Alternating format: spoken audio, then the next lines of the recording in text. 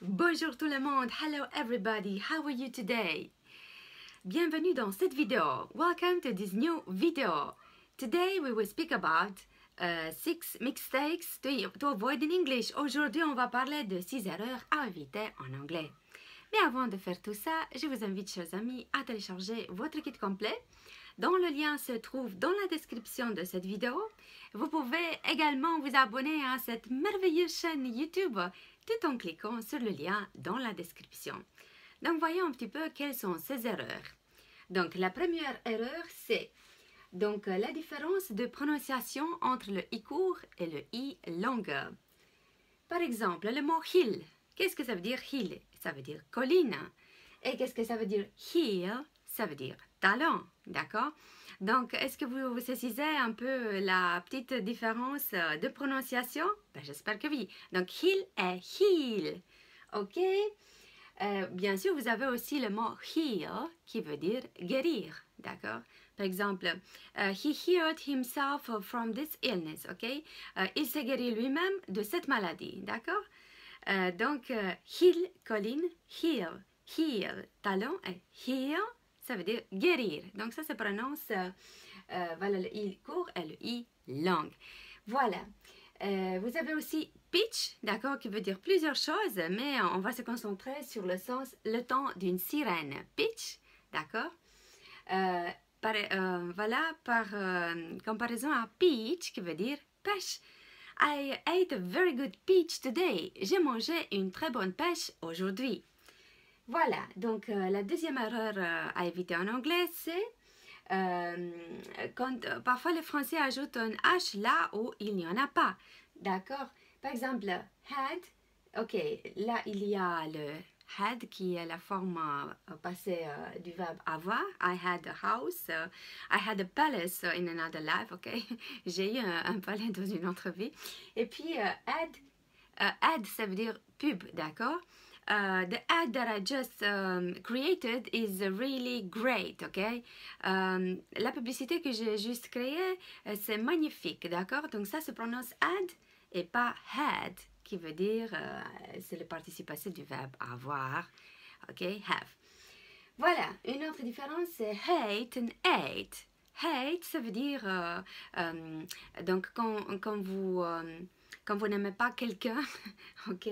Hate. And ate, ça veut dire le participe passé du verbe eat, qui veut dire manger. Ok?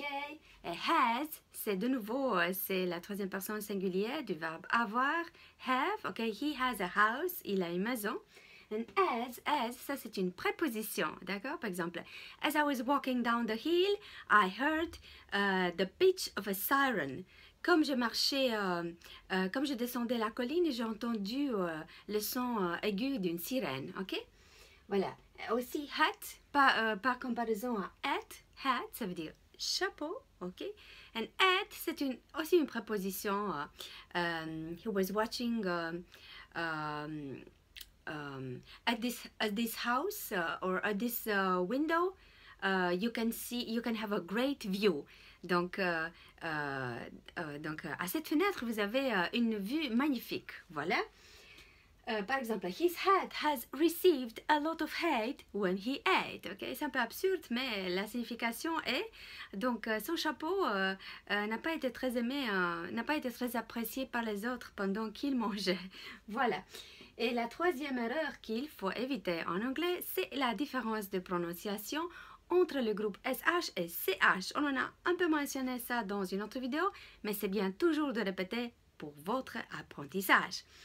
Donc, sherry, ok, sherry. Qu'est-ce que c'est le sherry? C'est la boisson sherry. Je pense qu'il y a d'autres significations. Mais cherry, ça veut dire... Ah, je ne l'ai pas mis. Cherry, ok, je vais vous l'écrire. Qu'est-ce que ça veut dire cherry? Dites-moi dans les commentaires de cette vidéo. D'accord? Donc, cherry, ça veut dire cerise. The cherries of these trees are really sweet, ok? Les cerises de cet arbre sont très sucrées. Voilà. Maintenant, on continue. Donc, ship, ça veut dire bateau, ok? That ship is in great shape, ok? Ce bateau est dans une très bonne forme. Elle se maintient très bien, ok? Et chip, ça veut dire chip ou frites. Ok? Voilà, vous avez aussi une autre erreur en anglais. Vous avez aussi la différence de prononciation entre le S et le TH. Think, ok, think, I think, ok, je pense. Et sink, ça veut dire lavabo, d'accord? I wash my hands in the sink, ok? Par comparaison à I think, ok? Vous mettez la langue entre vos dents. I think, ok? Voilà. Et puis, vous avez aussi sing, par comparaison à think. Donc, I sing a beautiful song, ok? Je chante une chanson magnifique. Et thing, ok? Toujours avec la langue entre les dents. Thing, ça veut dire chose. This thing is really great, ok? Cette chose, elle est magnifique. Voilà. Vous avez aussi la différence de prononciation entre des mots, enfin, vous avez des mots similaires qui se prononcent différemment. Par exemple, bear, ok? I saw a bear in a national park in America close to me. Ça veut dire, j'ai vu un ours dans un parc national en Amérique qui était près de moi. En fait, c'est la vérité. Ok. Donc, bear, ok, bear, par comparaison à beer, qui veut dire la bière. Here in Belgium, we have more than 500 kinds of beers. Okay? Ici en Belgique, on a plus de 500 bières différentes. Voilà. La cinquième erreur qu'il faut éviter absolument en anglais, c'est, en fait, c'est la sixième, c'est des mots différents qui se prononcent pareil. Par exemple, meet, okay, ça veut dire rencontrer. I will meet her soon, okay. Je vais la rencontrer souvent.